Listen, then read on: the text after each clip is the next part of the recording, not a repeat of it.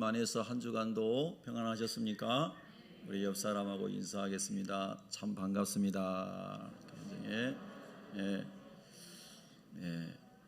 요즘에는요, 이 코로나로 갑작스럽게 돌아가신 분도 계시고 막 그래서 더 각별히 여러분이 성도님들 뵐 때마다 혹시 오늘이 마지막일지도 모른다. 꼭 그런 건 아니지만 그렇게 반갑게 인사하시기를 바랍니다.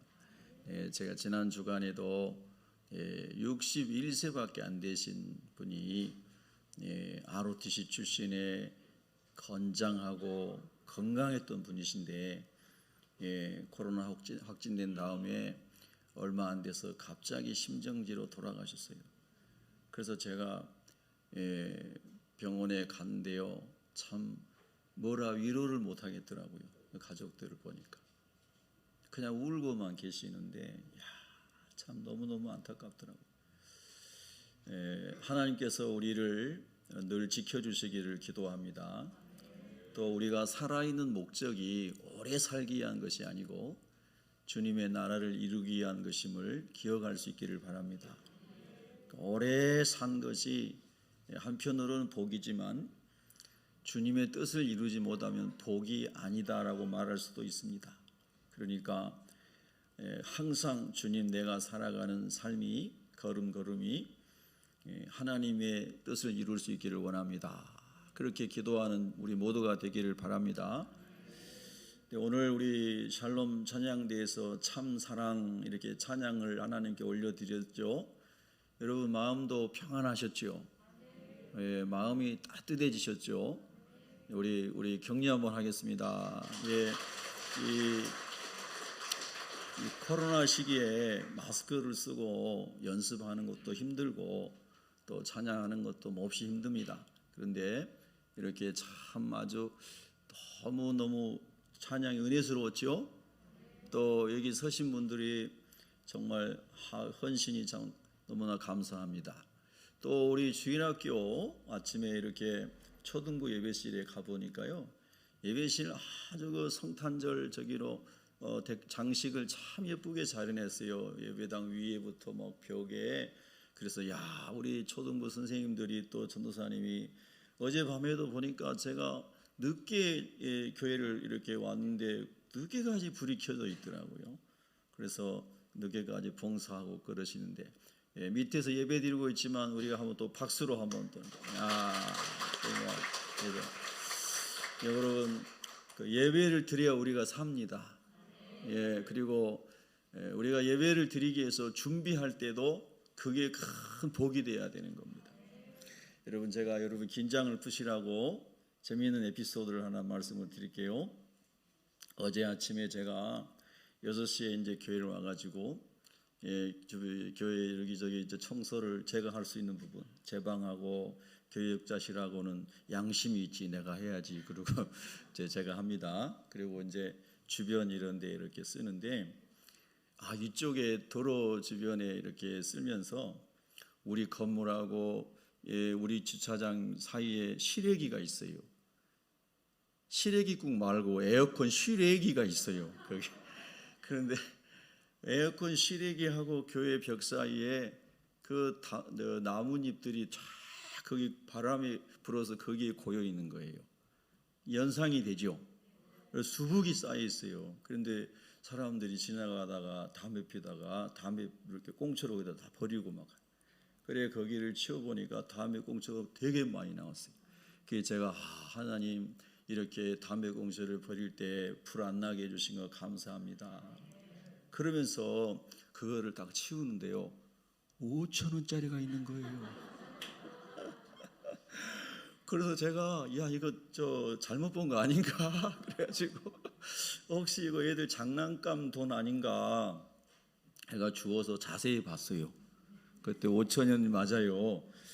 그런데 5,000원을 주었는데 그거를 뭐 경찰에 신고하기는 그렇고, 그래서 그냥 그렇게 됐습니다.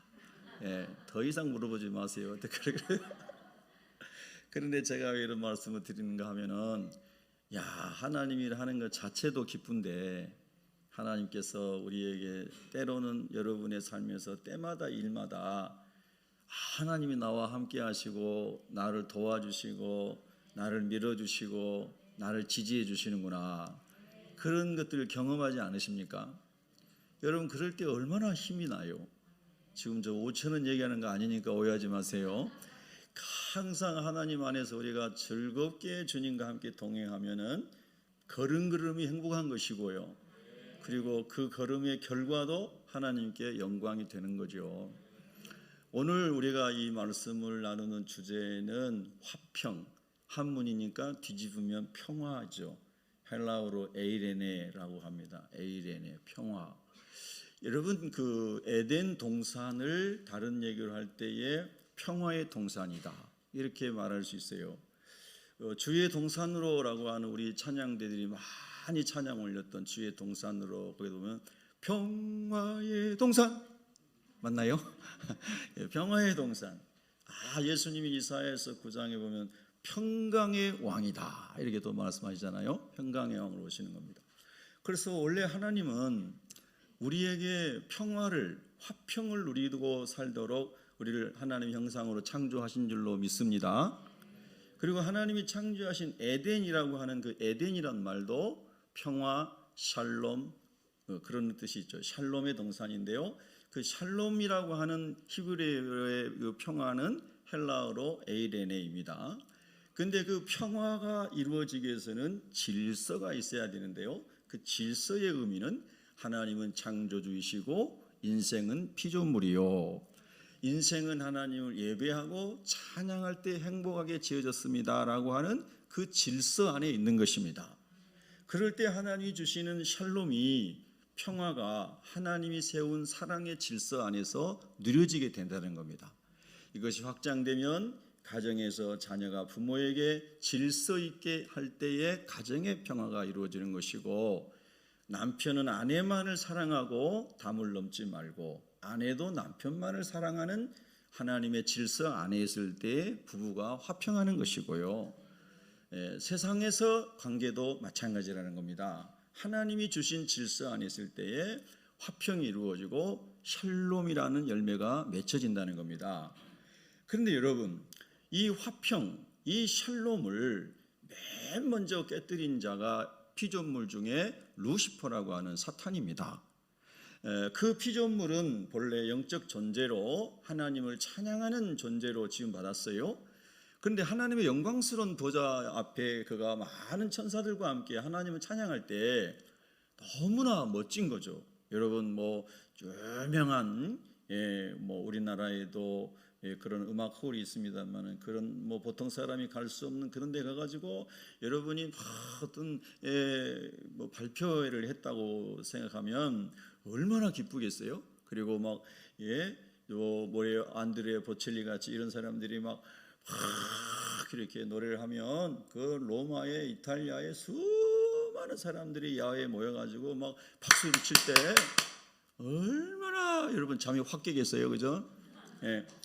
그런데 여러분 그럴 때에 사람이 자기도 모르게 교만해지기 시작하는 거예요. 루시퍼가 그랬다는 겁니다. 그래서 내가 이렇게 대단한 자리에 있는데 딱 하나가 빠져 있다. 하나님이 받으시는 저 영광을 나도 받고 싶다.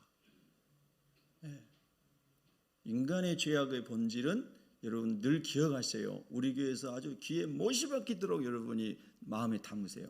인간의 죄악의 뿌리는 하나님의 영광을 내가 누려보고 싶은 거예요. 인간의 존재 목적은 하나님을 찬양하고 예배함에 있다고 말씀했죠. 그런데 그 피조물인 루시퍼가 하나님의 영광을 자기가 차지해보고 싶은 거예요. 영광을 찬탈하고 싶은 거죠. 그래서 하나님께서 그를 내어 쫓아 이제 하나님의 동산에서 추방시켰습니다. 천상에서. 그래서 그가 마귀 사탄이 되었습니다. 유다서에, 에스겔서에, 이사야서에 사탄의 기원에 대해서 성경이 설명하고 있지 않습니까? 그런데 그 영적인 존재인 사탄이 그가 홀로 이제 쫓김 받은 것으로 끝나지 않고 하나님의 형상대로 지음받아서 하나님 아버지, 하나님 감사합니다, 찬송합니다. 다 이렇게 하나님을 기뻐하면서 살아가고 있는 아담과 하와를 딱 보면서 야, 저 둘 중에 누가 내가 유혹하면 미혹을 당할까 이렇게 보니까 누가 있는 거예요. 지금 여기에는 사탄이 범접치 않기를 바랍니다. 이게 쫙 보니까 그래도 보는 것에 약점을 가지고 있는 하와가 유혹하면 미혹되기가 쉬울 것처럼 보인 거죠. 유혹은 끌어당겨서 죄에 빠지게 하는 것이고 미혹은 거기에 끌어 들어가서 미혹의 시험에 든 거잖아요. 시험에 빠진 거잖아요. 그래서 이제 하와가 둘 중에 사탄이 하와를 선택을 했습니다. 여러분 부부 중에도 영적인 무장이 덜 된 사람을 마귀가 먼저 공격하는 거고요. 교회 일꾼들도 영적 무장이 해제된 사람을 마귀가 먼저 공격하는 거예요. 여러분 항상 하나님의 전신갑주를 입도록 기도하시기를 바랍니다. 할렐루야. 그래서 여자는 우리가 흔히 공작새에 많이, 흔히는 아니고 비유를 해요. 공작이 날개를 펴고 쫙 하면서 돌면 사람들이 와 예쁘다 하면서 박수를 치죠. 박수 안 치는 사람은 사람도 아니에요. 얼마나 공작이 예쁜지 막 박수를 치는 거예요. 제가 정말 시골의 그 촌에서 학교를 다녔지만 우리 교장 선생님이 아주 참 멋있는 분이셔서요. 그 시골 초등 국민학교에 동물원을 만들었어요. 그래서 우리 동물원에는 원숭이도 있었어요. 그때 70년대에. 그리고 뭐가 있었을까요? 공작새가 있었어요. 칠면조도 있고 뭐 등등. 그런데 아이들이 쉬는 시간만 되면은 동물원에 가가지고 운동장 저 한켠에 있는 동물원에 가가지고 공작새한테 막 사정을 하는 거예요. 한 번만 펴봐달라고. 쉬는 시간에 빨리 펴야 되는데 수업 시간 되면 들어가야 되니까. 그런데 어떤 애들이 나와가지고 우리는 봤다 막 그러고 어떤 애들은 못 봤다 그러고 그러니까 본 애들이 막 자랑을 하는 거예요. 너 공작 날개 편 거 봤어 안 봤어 막 그러면서. 여러분 보신 적 있어요? 다 보셨구나. 하여튼 촌놈들은 그랬어요. 그래가지고 저도 마침내 한번 봤어요. 진짜 색상이 아름다워요. 그렇죠? 여러분 보신 분들은 맞아. 그래 공감해 주면 얼마나 좋아요. 그렇죠? 이제 설교할 맛이 나네요. 그게 공작이에요. 그게 공작이 펴기만 합니까? 한번 싹 돌잖아요. 흔들면서. 그잖아요. 그런 아름다움의 본성을 가지고 있는 사람이 남성보다는 여성인 것 같아요. 그래서 사탄이 보암직한 선악과를 가지고 유혹을 한 거예요. 선악과가 보암직하지 않고 찌그러져 있고 벌레 먹고 그랬으면 하와가 쳐다도 안 봤을 거예요. 그런데 아주 보암직하니까 거기에 보암직하고 지혜롭게 할 만큼 탐스럽기도 하고 막 먹음직스럽고 사도 요한은 이것을 요한 1서 2장 15절 이하에서 이렇게 말했죠. 육신의 정욕, 안목의 정욕, 이생의 자랑 이 세 가지로 그것을 설명을 했어요. 그래서 하와가 따먹었어요. 하와가 따먹고 나니까 악한 것들이 보이는 거예요. 부끄러운 것들이 보이는 겁니다. 그전에는 그런 걸 몰랐는데 여러분 참 그리고 거기서 하와가 큰일 났다 그러면서 하나님 나 잘못했습니다. 사탄이 유혹을 해서 내가 미혹당해서 선악과를 따먹었는데 하나님 어떻게 하면 좋습니까? 남편한테 가고 여보 내가 큰일 났어요. 당신 없는데 내가 죄를 지었어요. 너무너무 큰 죄를 지었어요. 하나님이 선악과 따먹으면 정령 죽으리라 반드시 죽으리라 했는데 어떻게 하면 좋아요? 이렇게 했으면 성경에 보면 그런 것이 있던데요. 하나님이 심판하기로 작정하신 일도 회개하고 하나님께 돌아오면 하나님이 돌이키시는 길들이 나오더라고요.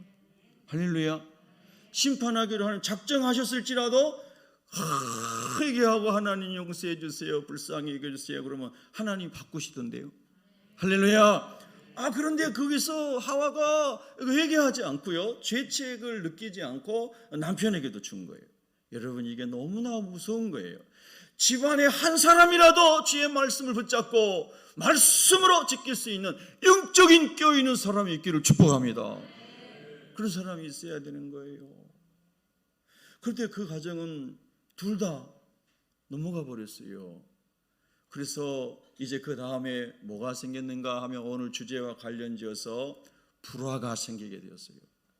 두 사람이 있을 동안에 선악과를 따먹기 전에는 아담이 하와를 볼 때마다 여보 당신은 내 살 중에 살이고 뼈 중에 뼈예요. 내 갈비뼈를 하나님이 당신을 만들었으니까 당신이 나고 내가 당신이에요. 우리는 한 몸이에요. 그러면서 너무 좋아했죠. 어제 저녁에도 무슨 일이 있어서요. 잠실에 누구를 이게 라이드 해드리려고 갔다가 내려주고 석촌호수 있는데 그쪽 내려주고 이렇게 오는데요. 밤늦게 이렇게 오는데 두 사람이 연인 같은데 남자가 자기 아내인지 여자친구인지 다 이렇게 안아주는 거예요. 거기가 데이트하는 데잖아요. 그래서 참 좋은가 보다 그랬어요. 아담과 하와는 그 정도가 아니고 내 살 중에 살이요 뼈 중에 뼈 막 이러면서 아담이 자기 아내만 보면 춤추는 사람이었어요. 여러분 우리 새벽기도 성도들도 다 가정에서 부부가 부모와 자녀가 그렇게 되기를 축복합니다. 그냥 보기만 해도 좋은 사람. 왜 하면 안 하시는 거예요? 보기만 해도 좋은 사람. 아멘. 그래서 여보 아프지만 말아요. 당신은 내 옆에만 있어도 좋아요. 자, 우리 한번 고백하겠습니다. 제 옆에만 있어도 좋아요. 할렐루야. 그렇게 하나님의 질서 안에 하나님 말씀 안에 있을 때는 평화로웠다, 화평했다, 에이렌의 샬롬이었다 이 말입니다. 그런데 하나님의 말씀을 버리고 불순종하고 질서를 깨뜨리고 나니까 이제 그 화평이 사라지고 불만과 원망과 그리고 책임 전가와 이런 일들이 막 사람 속에 들어오는 겁니다. 하나님께서 아담아 네가 어디 있느냐라고 찾아오셨습니다.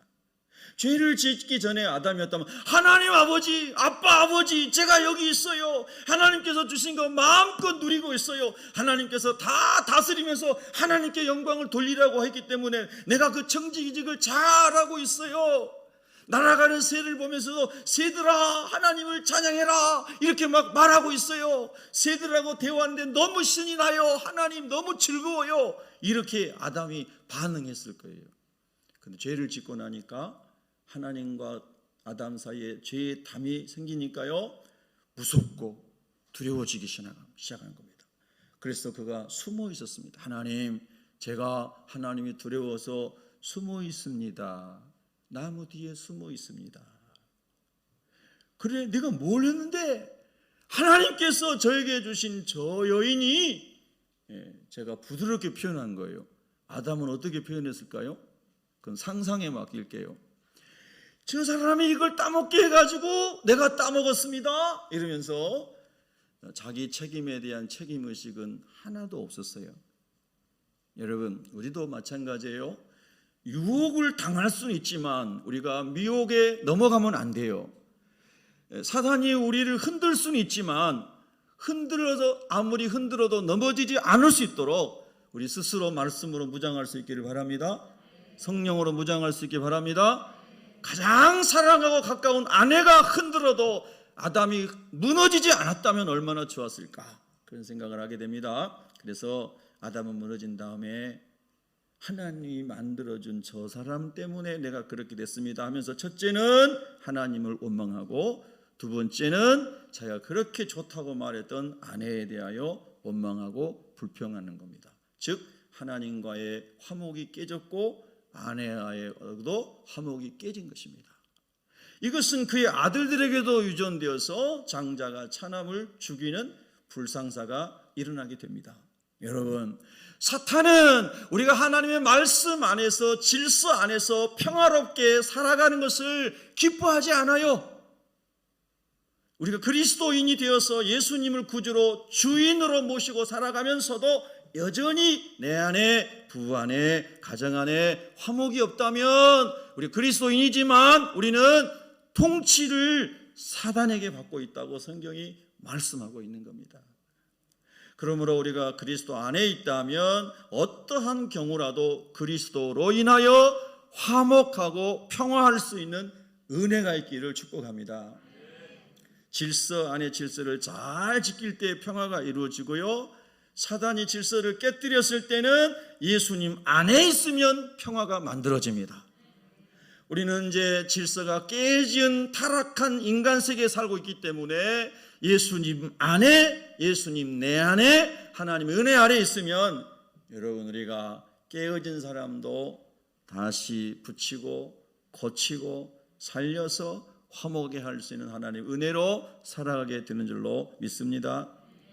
창세기 3장 9절 14절에 보면 여호와 하나님이 아담을 부르시며 그에게 이르시되 네가 어디 있느냐? 이르시되 내가 동산에서 하나님의 소리를 듣고 내가 벗었으므로 두려워하여 숨었나이다. 이 벗었다는 말은 물론 옷을 안 입었다는 말도 되지만 영적으로 보면 그의 거룩함과 하나님을 향한 사랑이 다 깨져나가서 영적인 벌거숭이가 되었습니다 라고도 여러분, 우리가 요한계시록에 라오디게아 교회에 보낸 편지를 보면 그렇게 해석할 수 있지 않겠습니까?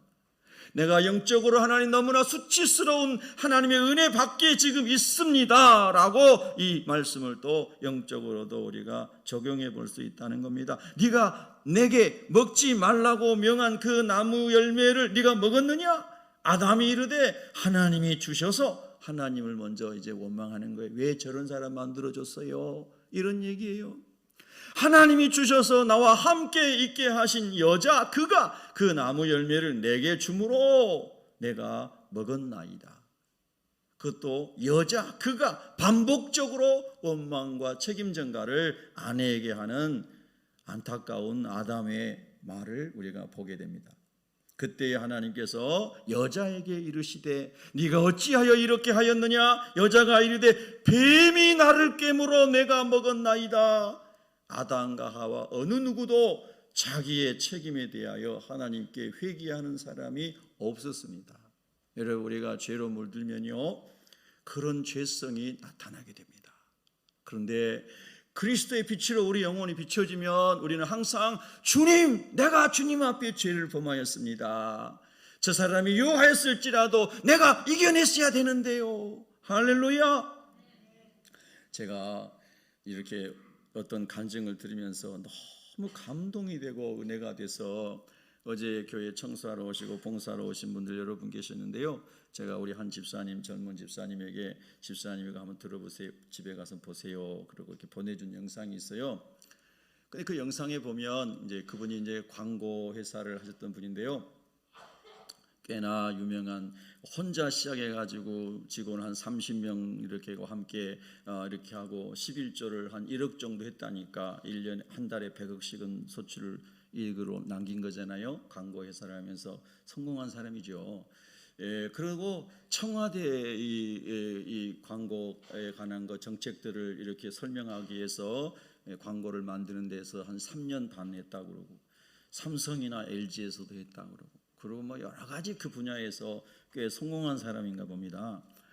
그런데 그분이 어느 날 하나님의 음성을 듣기를 내가 너에게 준 재능을 가지고 예수 이름 좀 알려보고 싶지 않냐? 이제 돈 버는 거 말고 내 이름 좀 만방에 네가 그 재능을 가지고 좀 예수님에 대해서 잘 알려봤으면 좋겠다. 그런 감동을 그분이 받았대요. 그래서 자기 친구에게 회사를 주고 자기는 민간 사단법인을 만들어가지고 복음의 전함이라는 걸 만들어가지고 전 세계에 예수님을 알리기 위해서 그분은 이제 예수님 믿으세요 이런 문구보다는 많은 사람들에게 감성 어필을 하고 생각하게 할 수 있는 그야말로 그런 전문가니까요. 그런 걸 가지고 예수님을 이제 전하게 됐다는 겁니다. 근데 그분의 간증 중에 이제 보면은 나중에 저 이제 뉴욕의 타임스퀘어에 가가지고 거기서도 그 광고를 하게 되고요. 프랑크푸르트 공항에 뭐 어디 전 세계적으로 예수님을 소개하는 데에 있어서 하나님 그분을 쓰고 계시고 그리고 많은 사람들이 그걸 보고 예수 믿는 사람 생기고 또 교회들과 뭐 군대에서 군목 목사님들이 군인들도 많이 우울증에 걸리고 막 자살도 하고 그러는데 그런 거를 위해서도 좀 만들어주세요 해가지고 자살 숫자가 현격하게 줄여서 군대에서 표창도 받고 막 그랬대요. 할렐루야. 제가 그런 분을 이렇게 보면서 이야 참 아주 멋있는 사람이다. 하나님을 위해서 멋지게 쓰임받는 사람이다. 그리고 많은 감동된 사람들이 뭐 이렇게 후원을 해서 더 크게 뭐 하나님의 일을 하는 그런 사람을 이렇게 봤어요. 참 너무 귀한 분인 거예요. 여러분 그렇게 되시기를 바랍니다. 예, 너무 겸손하고요. 그리고 어떤 유혹에도 넘어가지 않고. 근데 그분이 청와대 일을 할 때에 청와대 정책관이 이제 식사를 하자고 그래가지고 식사를 하고 하루 이렇게 청와대 옆에 있는 어떤 한정식 집에 갔다고 합니다. 갔는데 그 무슨 막걸리인지 뭔지 이거를 이렇게 따라서 주더랍니다. 뭐 그러면은 얼른 받아서 냉큼 마셔야 정책관하고 잘 소통이 되고 돈벌이도 꾸준히 될 거 아닙니까? 돈 벌 때, 회사할 때. 그런데 자기는 그 술을 마시지 않고 예수님 믿냐고 물어봤답니다. 정책관한테. 그랬더니 그 정책관이 그때부터 뭐 한마디도 안 했잖아요. 밥 먹을 때 끝날 때까지. 그래서 이제 나는 청와대 일은 다 끝났구나 이라고도 생각할 수 있었는데 그것과 상관없이 3년 반을 그런 일을 다 할 수 있었대요. 그런 간증 하나를 하는데 세상과 타협하지 않고 하나님 말씀을 쫙 붙잡고 진지하게 살아가는 저분을 하나님이 진짜 크게 쓰시는구나. 할렐루야. 그래서 저는 참 감동이 되는 거예요. 예? 아무도 안 보는데 막걸리 한 잔 먹으면 어때요? 그러고 먹을 수 있는 사람이 많죠. 예. 그러나 하나님께서 그의 심령에는 마치 다니엘과 같이 너가 뜻을 정하고 할렐루야 총리의 자리를 너가 빼앗긴다 할지라도 바벨론 제국의 인자 자리를 너가 빼앗긴다 할지라도 우상에게 절하지 말고 우상에게 드려진 먹은 것이 아무리 기름져도 먹지 말고 하나님만을 예배해라. 아멘. 여러분 이 시대에 사실 그런 말씀은 참 우리에게 부담이 될 수 있습니다. 또 비즈니스 하는 분들에게도 상당한 부담이 될 수 있어요. 그런데 그분은 그렇게 고백합니다. 하나님 주신 믿음으로 그렇게 한 걸음 한 걸음 반응했더니 하나님이 다 열어주십니다. 할렐루야.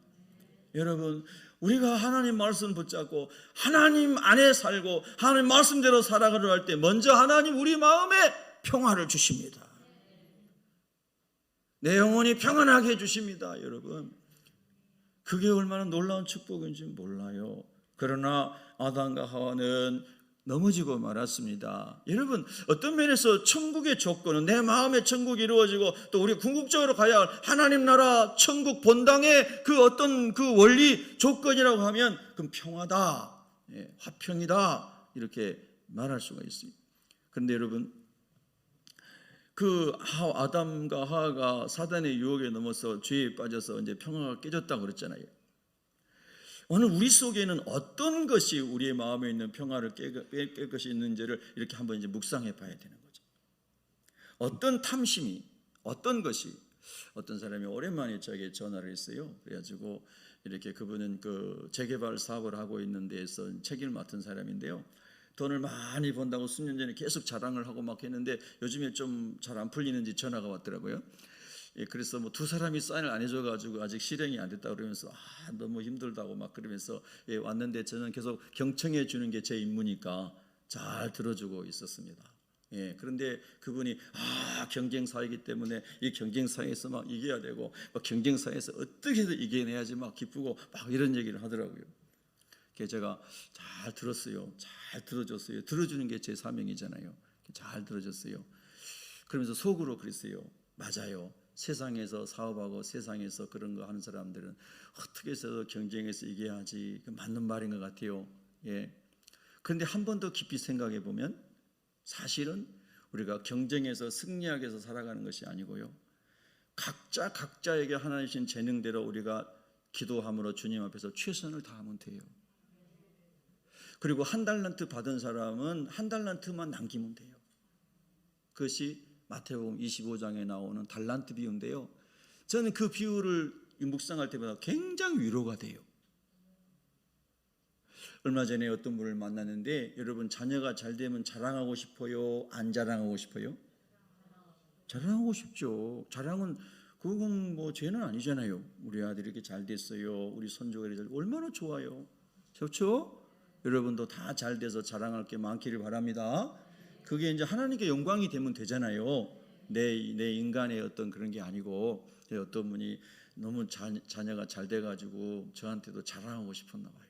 그래서 아들이 좋은 대학을 나와가지고 이제 24살인가 5살밖에 안 되는데 연봉을 1억을 받는데요. 그래서 자랑하고 싶잖아요. 그래도 또 딸 자랑하는데 딸은 연봉을 8,500만 원을 받는데요. 네. 딸은 이대 나왔고 아들은 카이스트 나왔는데, 그래서 막 그런 자랑을 해요. 그래서 제가 속으로 무슨 기도할게요. 여러분 알아맞히면 500원 줄게요. 예, 이런 생각했어요. 대개 우리가 경쟁의식 속에 살고 하나님의 은혜를 무장이 안 돼 있으면 시기가 일어나거나 질투심이 일어나거나, 야 저것 봐라 자랑질하고 있네, 이런 마음이 일어나거나, 그래서 어쨌다는 거야, 나 밥 한 그릇 사줬어? 이런 말이 더 심하면은 그런 사람이 생기거나 이렇게 되는 거예요. 맞죠? 그런데 예수 믿는 사람은 그런 거죠. 하나님, 저 자녀들이 잘 되게 하신 것을 감사합니다. 저분들이 1차적으로 잘 됐는데 더 중요한 잘됨은 그들이 잘됨을 통해서 하나님의 일이 나타나게 하시고, 그들이 돈을 버는 재능을 가졌으면 그 돈으로 사람을 한 명 더 살리게 해주시고, 청직이니까요. 할렐루야. 여러분, 우리가 경쟁의식으로 살고 친구와 경쟁하고 동창과 경쟁하고 심지어는 교우와 경쟁하면 평화는 다 깨지는 겁니다. 하나님, 내게 주신 은혜에 감사합니다. 내가 게으르고 무능함을 합리화하는 말이 아니고 내게 주신 달란트만큼 최선을 다하고 하나님을 의지하고 살아가고 있다면 다 감사할 뿐입니다. 할렐루야. 네, 한번 고백할까요? 하나님, 감사합니다. 예, 그렇습니다. 그래서 그런 하나님의 은혜 가운데 내 영혼이 무장되어 있으면 어떤 경쟁사회 속에서 성공의식으로 막 점철된 이 세상 속에서 많은 사람들의 관계 속에서 살아가면서 화평이, 평화가 깨지지 않고 주님이 주시는 원리 안에서 진짜 내 안에 화평이, 사람과의 관계에서 화평이 이루어질 겁니다. 여러분, 본문의 배경을 한번 생각해 보시죠. 예수님께서 갈릴리 호수가의 그 언덕 들판에서 말씀을 전하실 때에 예수님 앞에 온 무리들 그리고 제자들은 다 그 당시에 낮은 신분의 사람들이었다고 그랬죠. 좀 이런 표현하기는 그렇습니다만은 성경에 나온 그대로 못 배운 사람들, 소외된 사람들, 그래서 저 이방의 갈릴리요 할 정도로 유대인의 취급을 아직 하지 못할 정도로 무시당하고 소외당한 사람들, 그런 사람들이 왔어요. 그러면 그 사람들에게 주님이 뭘 말씀해 주셔야 되겠어요? 늘 반복되는 말씀이에요. 이 산상수훈은, 야 너희가 이 세상의 폭압과 많은 그런 권력자들 앞에서 그런 사람들 너희가 살기 얼마나 힘드냐, 너희들 그 사람들하고 화목하는 게 너무 힘들지, 너희들 막 어떻게 해서라도 그 사람들하고 막 싸우고 싶지, 어떻게 너희가 그 사람들하고 화평을 이룰 수가 있겠느냐. 어제도 제가 어쨌든 그 여의도를 지나가고 여의도를 지나가고 국회의사당 앞을 지나가고 또 인천의 그 송도에 국제무역하는 그 무슨 청이 있어요. 그런데 앞에 지나가면요, 그런 주요한 이슈가 있는 어떤 관청이나 건물을 지나가면요, 예 없이 다 데모하는 사람들이 있습니다. 천막을 치고 단식을 하고 빨간 띠를 두르고 뭐 광화문에 가나 어디를 가나 다 그런 사람들이 많아요. 여러분, 그만큼 살기가 어렵고 많은 부분에 어려움이 있다는 뜻이기도 하겠죠. 뭐 조금씩 차이는 있을지 모르지만, 그러나 예수님 시대에 예수님 앞에 온 사람들이 다 그런 사람들이었을 거라는 거예요. 그런데 그런 사람들에게 예수님의 해답은, 예수님이 주시는 답안지는 너희들 화목하라, 화평케 하는 사람이 되어야 된다. 야, 이를 우리가 믿음으로 아멘은 하지만 현실 속에서는 진짜 노멘하고 싶죠. 얼마나 힘든 일이에요. 저는 이 말씀을 묵상하면서도 내 삶 가운데 나는 모든 사람하고 화목하고 있는가 많이 돌아봤어요. 그리고 모든 사람과 화목할 수 있는 의지가 있는가? 또 그렇게 되기를 원하는가? 주님이 주시는 묵상의 주제 아니겠습니까? 그래서 실제로 그렇게 눌려있고 억압 가운데 있는 사람들이 그들을 지배하고 그들에게 폭압을 행하는 그런 사람들 향해서 화평케 한다라고 하는 말은 저 사람이 우리에게 잘못했다고 시인하고 저 사람이 우리한테 모든 것을 삭개오처럼 나눠주면서 양보하면서 내가 너희들하고 화목하고 싶다, 이렇게 해야지 주님 맞지 않습니까? 라고 항변해야 될 상황이 아닐까요? 현실적으로 맞으면 고기라도 끄떡여 봅시다. 그런 상황이라는 거예요. 그런데 그런 사람들에게 우리 주님이 오늘 이 참 놀라운 역설의 복음을 말씀하신 거죠. 화평하게 하는 자는 복이 있나니 그들이 사탄의 아들이 아니고 하나님의 아들이라 일컬음을 받을 것이다. 그런 사람이 진짜 거듭났고 천국의 비밀을 알고 있고 하나님 나라의 영광을 알고 있는 하나님의 자녀다라고 하나님도 인정해 주시고 사람들도 야, 저 예수쟁이들은 진짜 특별하다, 이렇게 안디옥에서 그리스도인이라는 호칭을 받은 것처럼 하나님의 자녀라고 인정해 줄 것이다, 이런 말씀이에요. 여러분, 여기까지도 우리가 믿음으로 아멘 하시겠습니까? 예, 우리가 믿음으로 사실 아멘 하는 거예요. 이렇게 살아낸다고 하는 것은 우리의 힘으로는 불가능합니다. 하나님의 전적인 은혜가 필요합니다. 우리 한번 고백합니다. 주님, 은혜를 주시옵소서. 은혜가 무엇입니까? 하나님 아버지께서 독생자를 저와 여러분을 죄에서 지옥에서 건져주시기 위해서 십자가의 대못을 박아 죽기까지 우리를 사랑해 주신 그 사랑이 은혜입니다. 값없이 우리에게 용서를 주시고 구원을 주시고 영생을 주시고 축복해 주신 그 하나님의 독생자를 주신 그 사랑이 카리스, 은혜입니다. 여러분, 여러분, 우리 그 은혜 없이 우리는 못 삽니다. 우리 한번 고백합시다. 하나님, 은혜 없이는 못 삽니다. 여러분, 은혜 없이는 우리가 신앙생활도 못합니다. 저도 못합니다. 하나님의 은혜가 없이는. 여러분, 그래서 이 말씀은 예수님 앞에 찾아온 수많은 무리들에게 위로가 되지 못할 수도 있었어요. 그래서 여러분 보세요. 요한복음에 보면요, 예수님이 빌라도 법정에서 재판을 받을 때에 그 절기에 한 사람을 놓아주는 전통에 따라서 내가 살인, 강도, 밀란을 일으킨 바라바를 놓아주랴, 너희들이 유대인의 왕이라고 하는 예수를 놓아주랴, 한 사람을 이제 특별 사면해 주려고 하는 그때에 사람들이 소리를 지릅니다. 바라바! 바라바! 바라바! 혁명하고 범죄자고 십자가의 형에 처해 마땅할 그 사람은 살려주라는 거예요. 여러분, 인간이 이렇게 자기중심적이거든요. 예수님을 왕으로 삼으려고 했던 그 사람들이 그럼 내가 예수라고 하는 이 예수는 너에게 어떻게 하랴? 그러니까 십자가에 못 박으시오! 십자가에 못 박으시오! 십자가에 못 박아라! 이렇게 소리를 지르는 거예요.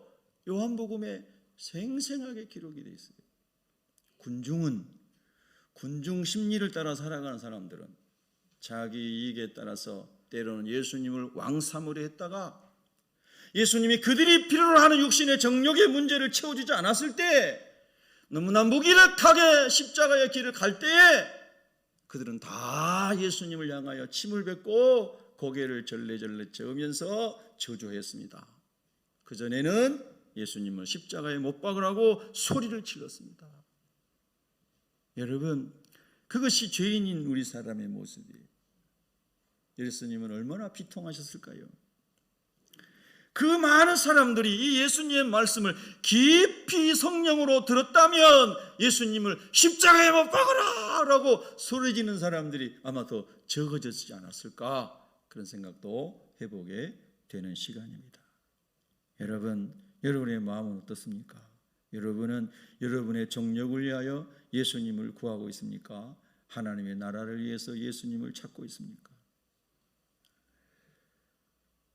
천국의 조건은 평화인데 우리 안에 그 천국의 평화가 깨지게 하는 모든 것들을 이 시간에 십자가에 못 박을 수 있는 은혜가 있기를 예수 이름으로 축원합니다.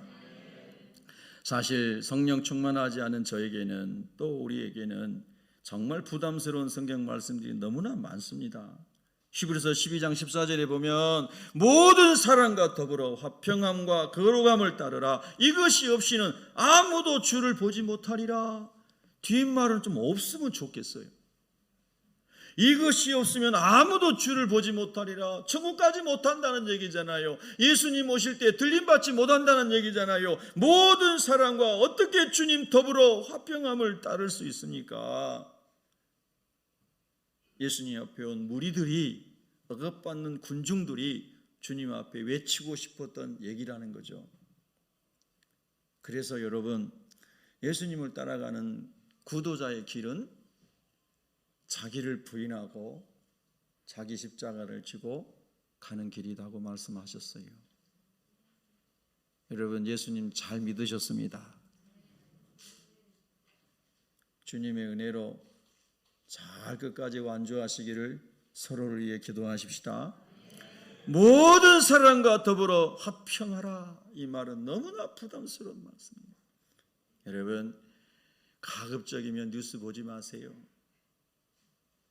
그리고 사람들에게 분노를 유발하게 하고 누군가를 정죄하게 하는 그런 유튜브 소식이나 뉴스들을 전부 차단하세요. 하나님의 말씀은 모든 사람과 더불어 화평하라고 하잖아요. 물론 죄와 화평하라는 뜻은 아니에요. 하나님 안에서 하나님의 사랑의 원리와 질서를 지키는 가운데 원수까지도 사랑하고 하나님의 사랑으로 영혼을 살리라는 놀라운 하나님의 비밀이 있지요. 여러분 마음속에 혹 화평이 깨진 사람이 있습니까? 오늘 주님만 아십니다. 주님께 여러분의 마음을 내려놓으시기를 바랍니다. 모든 사랑과 화평할 수 있는 그리스도의 마음을 구할 수 있기를 축복합니다.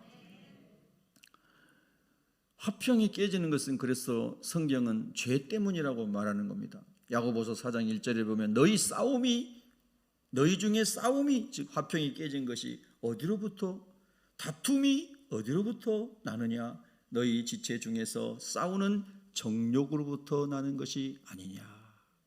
육신의 정욕, 안목의 정욕, 이생의 자랑, 정욕으로부터 나온 것이 아니냐. 그러면 이것은 땅에서 나오는 지혜라고 말할 수 있어요. 땅에 있는 사람들은 어떤 사람을 지혜롭다고 그래요? 나물 속에서라도 돈 많이 벌고 출세하고 성공하면 저 사람은 똑똑한 사람이야, 저 사람은 지혜로운 사람이야, 저 사람은 성공한 사람이야, 이렇게 말하는 사람들이 이 세상에는 많이 있지 않나요? 그런 사람은 똑똑하다고, IQ 좋고 출세 빨리빨리 하고 줄 잘 서서 뭔가 잘된 같은 사람을, 야, 저 사람은 스마트한 사람이야. 세상 사람들은 많이 그렇게 얘기해요. 그 지혜로운 사람이라고 얘기합니다.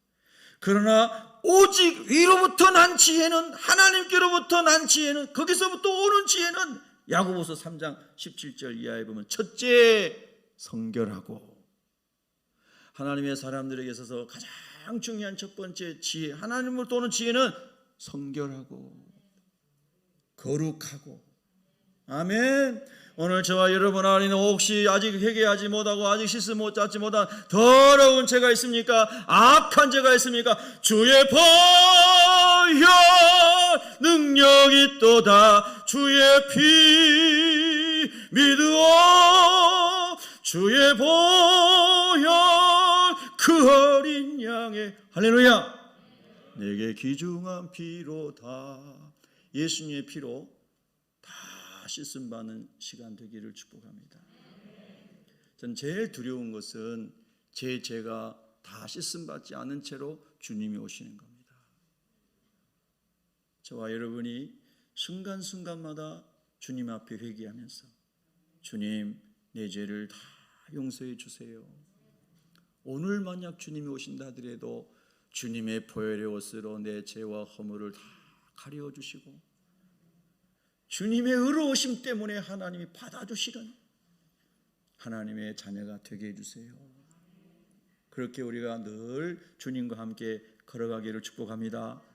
그래서 위로부터 난 지혜는, 하나님께로부터 온 지혜는 첫째가 성결하고 그 다음에 두 번째가 화평하고 그랬어요. 마음의 정욕과 이기심과 탐심과 교만과 내 이름 내고 싶은 것과 어떻게든지 누가 나를 높여주기를 원하는 이런 모든 정욕적인 것이 다 없어진 상태가 청결한 상태요, 깨끗한 상태요, 거룩한 상태요. 그 사람에게 그 다음에 뭐가 열매가 맺어져요? 화평의 열매가 맺어지는 거예요. 그 사람은 누구를 만나도 섬길 준비가 되어 있어요. 도울 준비가 되어 있어요. 다른 사람이 막 잘된 건 얘기해도 감사함으로 들어줄 수 있는 마음의 준비가 되어 있어요. 왜? 나는 경쟁하며 살지 않고 1등 되려고 살지 않고 하나님의 은혜 가운데 주신 분복으로 감사하며 살기 때문에. 할렐루야.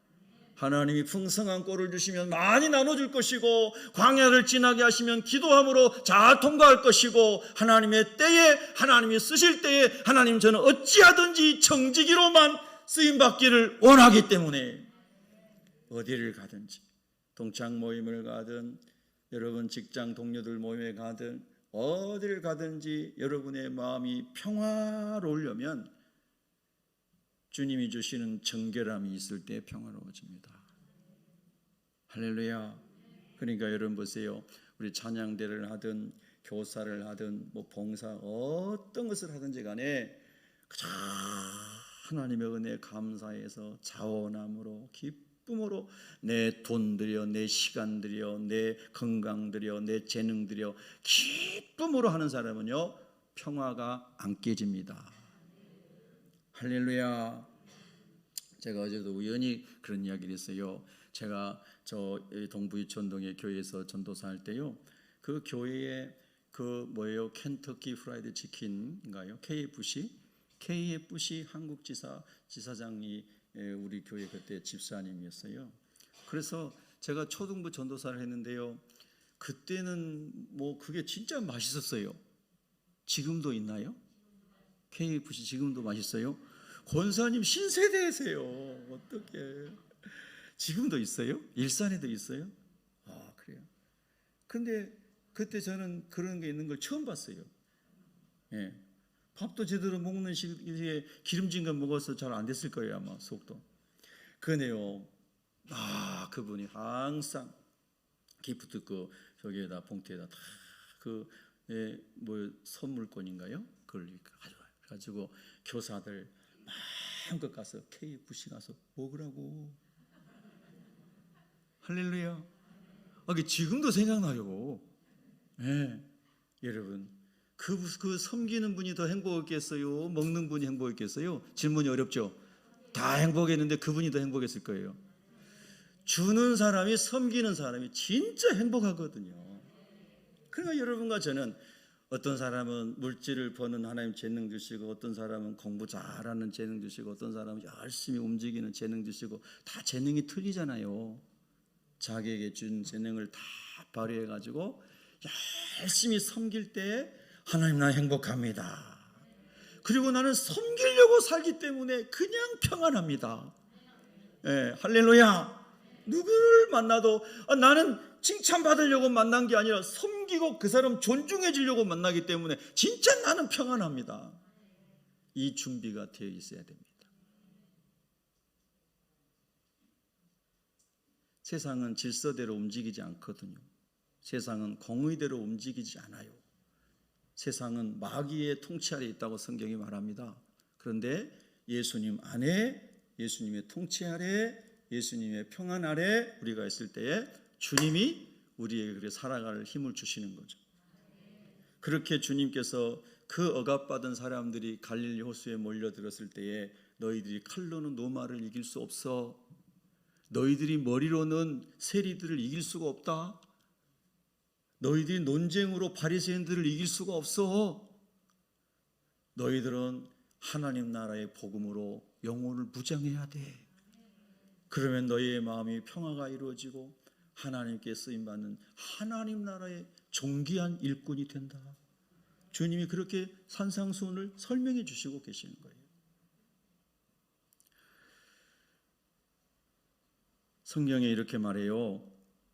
요한일서 3장 8절에 보면 죄를 짓는 자는 마귀에게 속하나니 마귀는 처음부터 범죄함이라. 처음부터 하나님의 영광을 찬탈하려고 했고 하나님을 미혹했고 처음부터 범죄함이라. 하나님의 아들이 예수님이 나타나신 것은 마귀의 일을 멸하려 하심이라. 마귀의 일이 뭐요? 죄짓게 하는 일을 멸하려고 예수님이 오셨습니다. 죄도 용서해 주시고 죄짓게 하는 마귀도 멸하셔서 하나님의 자녀로 회복시켜 주시려고 우리 주님이 오셨고, 이제 이 대림죄를 통하여 그 주님의 오신 의미를 우리가 다시 한번 깊이 마음에 새길 수 있는 은혜가 있기를 바랍니다. 할렐루야. 이사야 9장 6절에 이는 한 아기가 우리에게 낳고 한 아들을 우리에게 주신 바 되었는데 그의 어깨에는 정사를 메었고 통치자로 주님이 오셨습니다. 그의 이름은 기묘자라. 참된 하나님이시면서 참 인간으로 오신 예수님은 기묘자입니다. 모사라. 우리의 모든 것을 아시고 상담해 주시는 분이시다. 전능하신 하나님이라 어떤 위경 가운데서도 건질 수 있는 능력이 있는 분이 예수님인 줄로 믿습니다. 예수 이름으로 해방되시기를 축원합니다.